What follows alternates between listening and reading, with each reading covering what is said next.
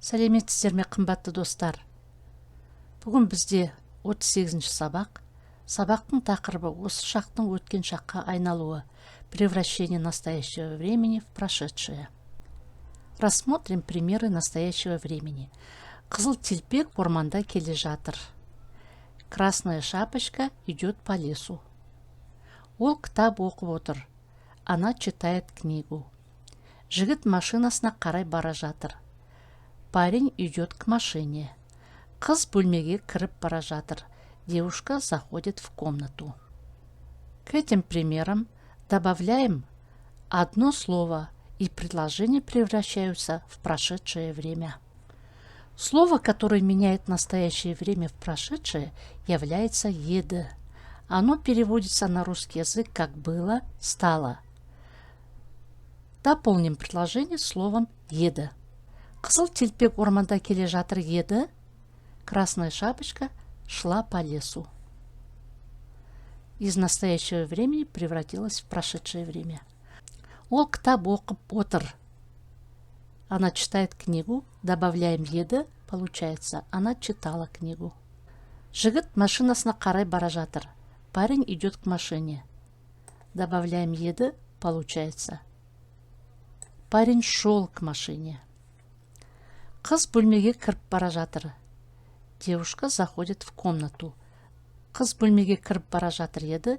Девушка входила в комнату. Обратите внимание на запятую после слова «еді». Она стоит здесь не зря. Она означает, что мысль не закончилась, есть продолжение. Теперь давайте будем добавлять вторую половину предложений. Итак, қызыл телпек орманда келе жатыр еді. Алдынан қасқыр шықты.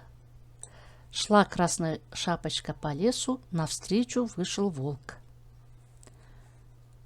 Ол кітап оқып отыр еді. Біреу есікті түртті. Ол тұрды.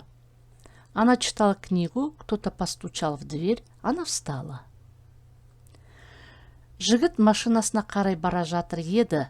Жерге бұтақ құлап түсті. Парень шел к машине. На землю упала ветка. Қыз бөлмеге кіріп бара жатыр еді.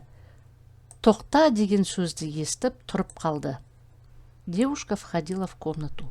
Услышав слово «стой», она остановилась. Это грамматическое явление можем охарактеризовать как прошедшее продолженное время, по аналогии с английским past continuous.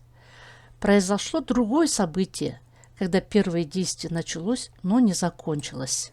Завершая урок, можем сказать, что при добавлении к предложению настоящего времени глагола «еді» предложение автоматически переходит в продолженное прошедшее время, так как первое событие началось и не закончилось, когда произошло второе событие.